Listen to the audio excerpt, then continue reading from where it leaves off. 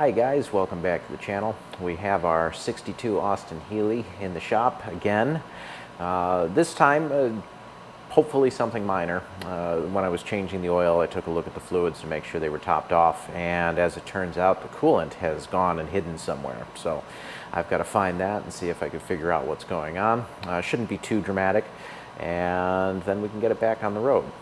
The other thing that I've got that may wait for a different video is going to be the overdrive. Still isn't working in the car, and so we've made sure that we have the correct amount of fluid. We've made sure we have the correct type.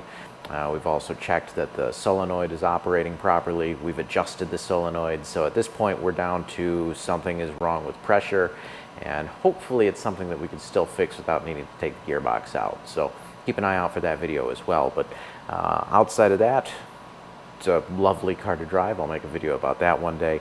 But right now, let's check on the coolant leak and see what we can find out.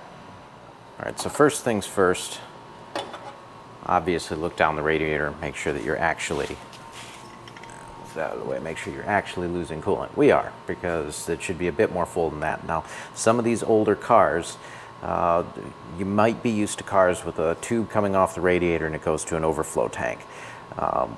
A lot of these older cars are 64 Spitfire doesn't have it. This Austin Healey, no, doesn't have it. And so what's going to happen is as the coolant expands from being, when the engine warms up, it's just going to drain out onto the ground. Because, you know, in the 60s, nobody cared.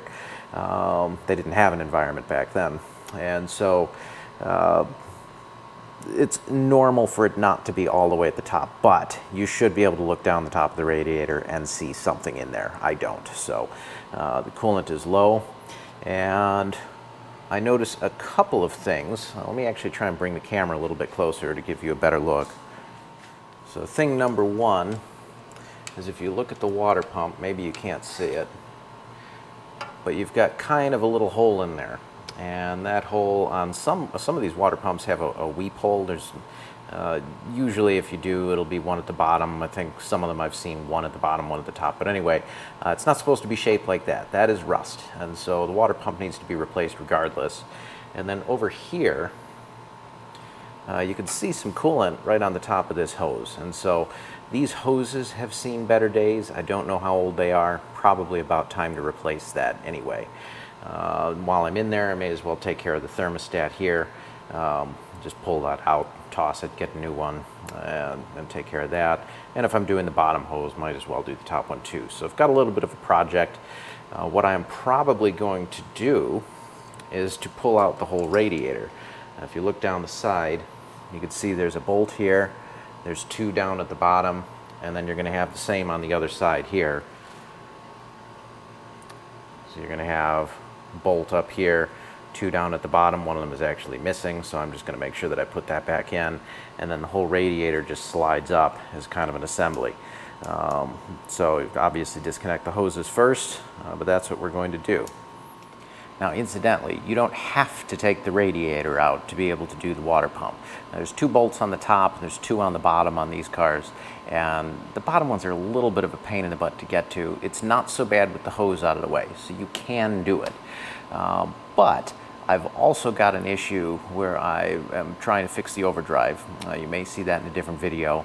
And rather than pull the gearbox, it'd be a bit simpler if I could just undo the rear engine mounts, jack up the back of the drivetrain by 1.5 inches, maybe ought to be enough, and then I could replace the spring and the accumulator piston and some of the parts that I think are at fault there. But because clearances are tight at the front, when I jack up the back of the I guess that'd be the gearbox, when I jack up the gearbox, which is attached to the engine, it's going to tilt the whole thing forward. I don't want the fan to hit the radiator. So since it's easier to reach everything with the radiator out of the way anyway, I'm just going to do that. I'll replace the water pump.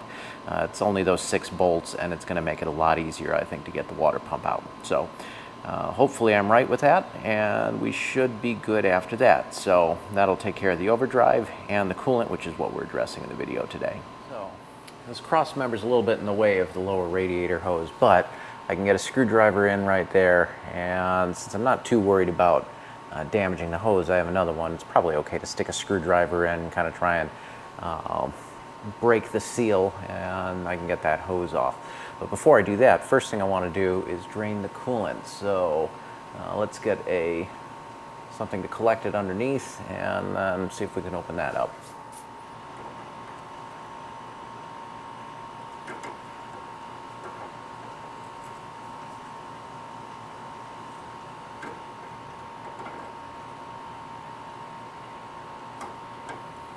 So it looks like this petcock valve might be frozen. It's actually turning the threads on that plug. So I'm actually not going to go against that. I'm just going to take the plug out itself. And it'd probably be easier to put back in anyway, and then prevent it from leaking. Looks like he's got some sealant on there. I'll probably just put that back on, but let's get that going. Meanwhile, we'll probably try and see if we can clean up this plug any at the same time.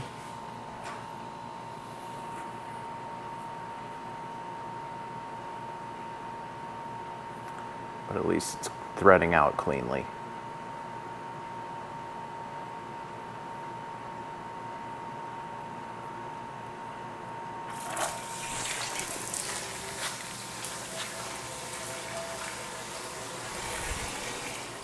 While that's going, let's try and get the hose off.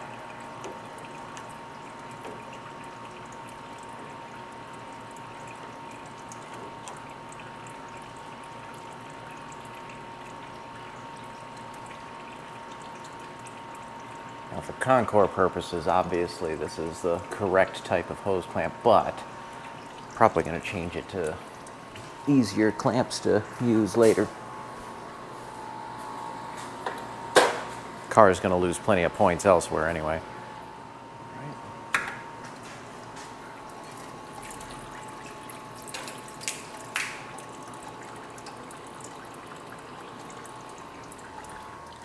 Okay, so again, I think that I could take out the water pump without the radiator. It just looks like it might be easier with it out of the way. What I would do if I didn't feel like taking out the radiator, you'd have to get a wrench in, and it would be a good idea to take the fan off of the water pump before starting, just because otherwise you could get the water pump kind of tilted as you're pulling it off of the engine, and if it comes off a little too quick, you're going to damage the radiator anyway. So I would definitely try and take the fan off first, and then probably this lower coolant hose also, and that's attached to the water pump. You're going to end up draining the coolant. If you're doing the hoses, there's really not a whole lot of reason to leave the radiator in. But anyway, I would take off that hose because that's going to give you better access to the bolts on the underside of the water pump. There are two of them. Outside of that, again, you can do it. I don't know if it's really easier one way or the other. So I'm just going to get this out and see what we can see. And again, unless you're going for kind of a Concord thing, these hose clamps kind of stink. So at least consider changing them for something different.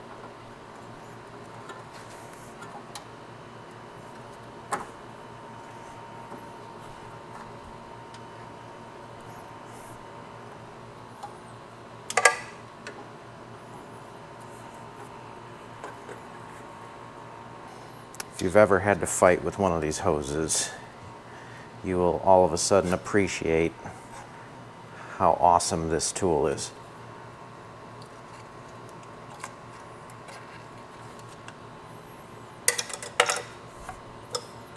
It's rounded, it's not really pointed, it's just enough to kind of get it in, and the idea is you circle it around just to break the seal so that you don't have to fight getting it off. I love this. I wish I'd bought it sooner.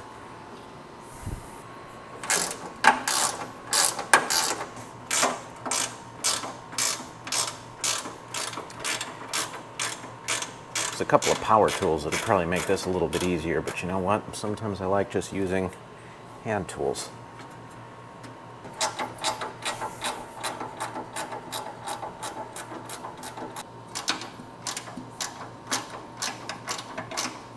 You can see why not all the bolts were put back in, but it's not too bad. You just need a little patience.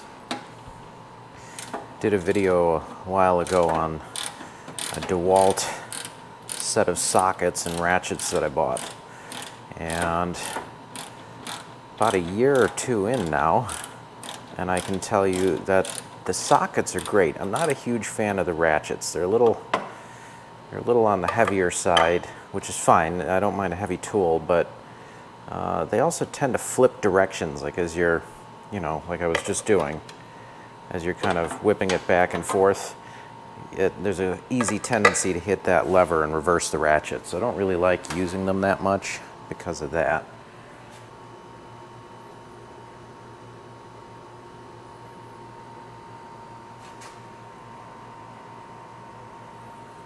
It should be easy. Okay. Should be easy. Never say that before you try to pull something out.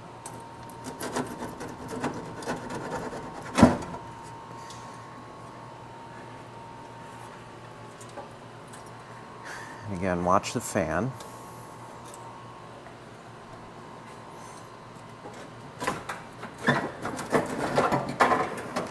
I'll pull this straight up.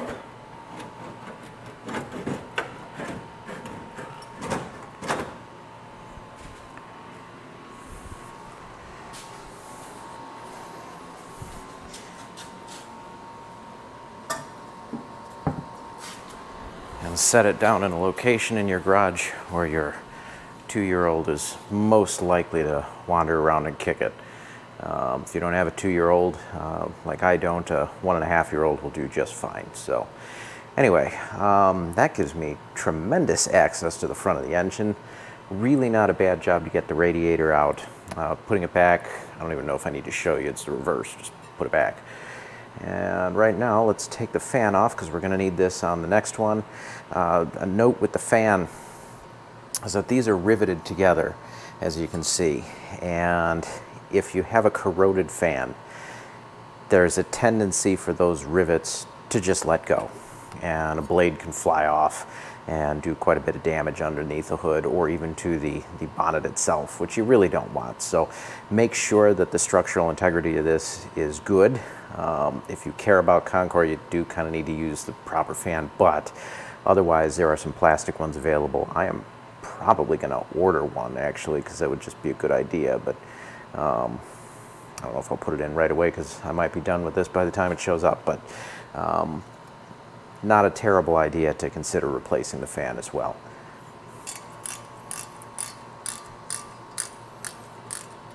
An alternative, if you don't want to replace the fan, or if you are looking at what it's going to cost to install the plastic one anyway, is that you might consider getting an electric fan. I think there's probably room in front of the radiator to install that. You just need to run a couple of wires and then put a temp sensor into the radiator so that you can have it just turn itself on.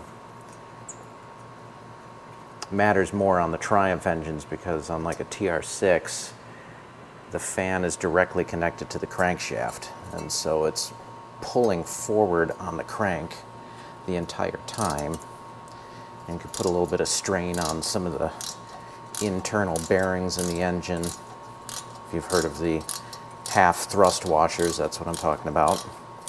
I suppose technically on the clutch, well, maybe not on the clutch, but anyway, I could put some strain on the engine components. So if you have a TR6 and you don't care about originality, GT6 would be the same. Any of those Triumph 2-liter or 2.5-liter straight sixes, consider ditching the fan and putting on an electric one. You will thank yourself. Well, maybe you will. If nothing's broken yet, you'll never know if you needed to thank yourself.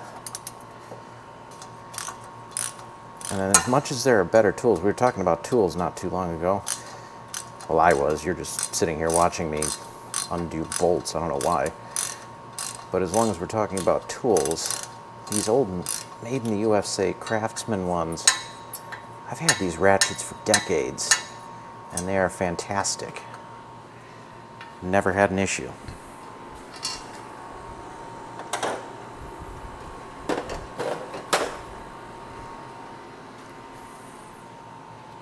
So, although I suppose there's probably better ones out there now. I like some of the V-Series Craftsman, the new V-Series ones that are out. I think those are pretty cool. Obviously your snap-on Matco stuff, but you know, who has the money for that? All right, let's see, where are we at here? So, all right, so the tension on the belt is provided by the generator here. It kind of swings up and down, and you can't see it on camera, but there's a bolt right here that you would loosen, and the generator will swing down a little bit. You should be able to just get the belt right off of it. So that's what we're going to do, because we need to change this belt. Well, we need to take it off anyway, but we're going to put on a new one. And so we need a new belt, and then we can get access to the water pump and take that hose off. Actually, let's do that before the water pump. And of course, while everything's apart, I'm going to put this video on pause and go work on the gearbox a little bit. So keep an eye out for that video if you're interested in ways to make an overdrive work. All right, well, let's get this belt out of the way now. Oh, do try to remember, if you drop a wrench, make sure that you drop it somewhere where you can't find it. Sometimes you can just slacken the bolt that clamps it, but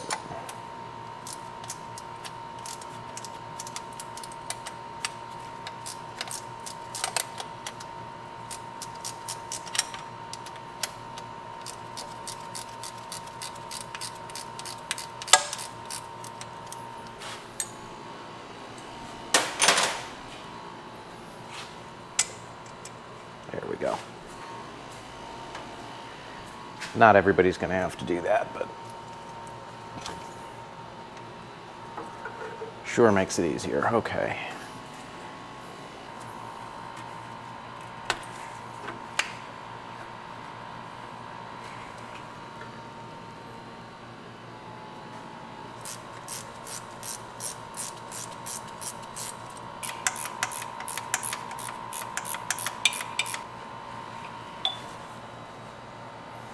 The other two bolts are underneath. You may have a little bit of trouble seeing them.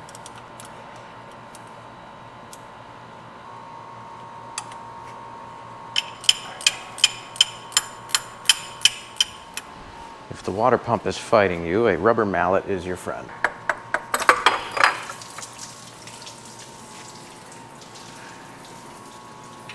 Looks like some kind of sealant was used on this. Amateur pro tip, if you are going to use a razor, use it perpendicular to the surface.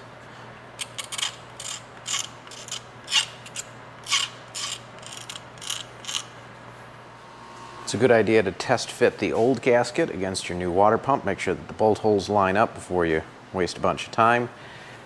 And then of course test the new gasket. Make sure that those holes line up too.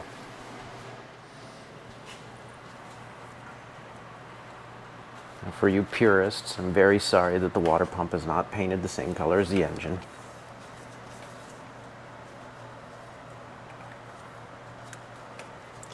One of the big advantages to switching to new bolts is that they thread in very easily. So you can generally get it threaded in just with your fingers, and then you only need the wrench just to tighten it that final couple of turns. Now, it's not necessarily a critical component here, but I do recommend check your shop manual. If there is a torque spec, you should be using it.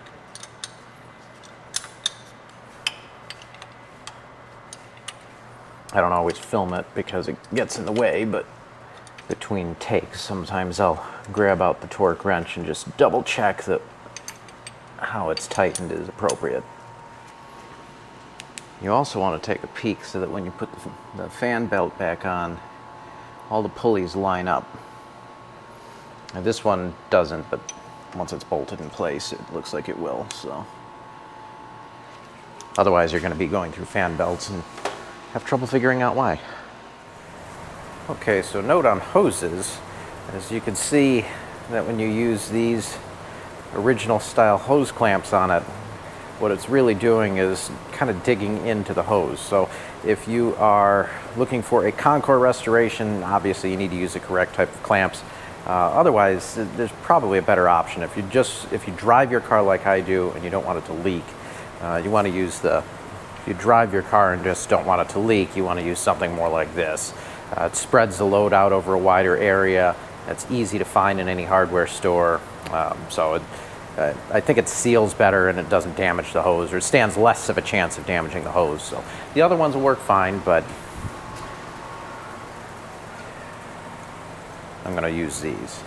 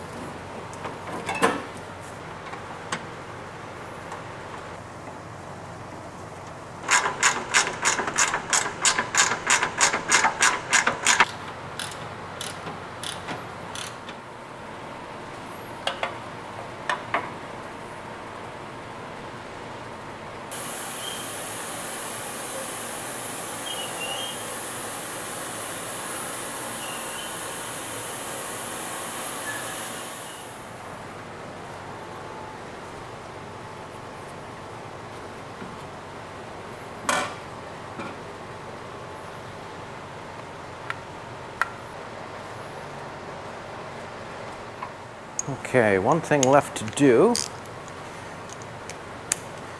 which is, as long as the coolant is drained, I think it's a good idea to change out the thermostat.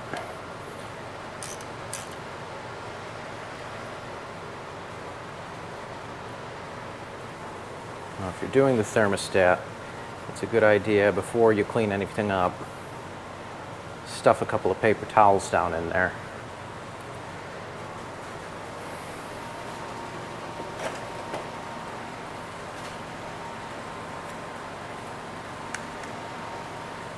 Because that way, if you're scraping off a gasket or cleaning things up, you're not getting anything down inside the engine where it could cause damage. Now, here's an interesting tidbit about the thermostat. This is a 180-degree thermostat, which I think is a mid-range. Anyway, the thermostat is not going to prevent your engine from overheating. All it does is it keeps coolant from going into the radiator until it hits a certain temperature.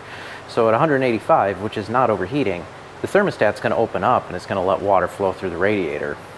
So it's not like if you put in a colder thermostat, oh, now the engine won't overheat. It just starts going through the radiator cooler, but it's not actually doing anything that wouldn't already be happening. So just bear that in mind. Don't imagine that the thermostat is going to prevent overheating. Now, if it's the case that the thermostat is maybe not opening, well, that's a different story, but